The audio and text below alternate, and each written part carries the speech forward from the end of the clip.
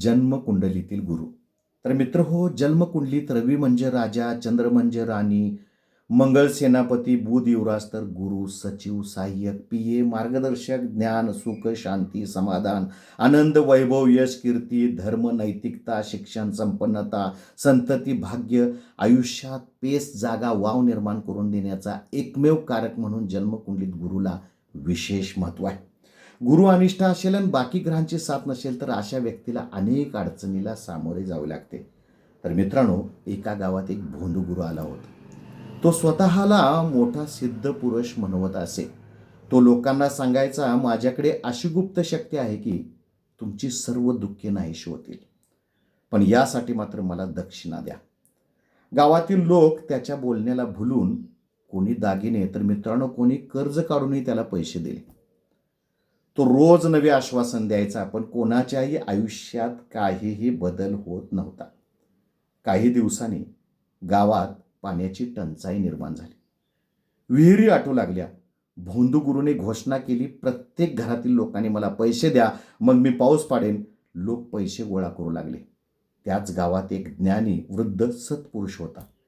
त्याने गावकऱ्यांना सांगितले, त्याला पैसे देण्यापेक्षा आपण सर्व मिळून जुन्या विहिरीचा गाळ काढून येणाऱ्या पाण्याचा मार्ग स्वच्छ करूया.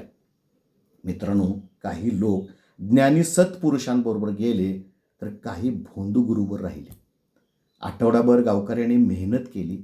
विहीर पुन्हा भरू लागली आणि गावाला पाणी मिळाले. या उलट मित्रांनो, भोंदू गुरु जमवलेले पैसे घेऊन एका रात्रीत गाव सोडून पळून गेला. तर मित्रांनो, सांगायचा मतितार्थ असा आहे की गुरु बिघडलेला असलेली काही लोक असे भोंदू बाबा असतात किंवा अशा भोंदू बाबाच्या मागे लागून आपले स्वतःचे नुकसान करून घेतात. व ज्यांच्या पत्रिकेत गुरु चांगला असेल ते या कथेतील ज्ञानी सत्पुरुष माणसाच्या मागे लागून स्वतःचे कल्याण करून घेतात. तर मित्रांनो, गुरु नीच राशीत असणे, पापग्रहांच्या अशुभ दृष्टीत असणे किंवा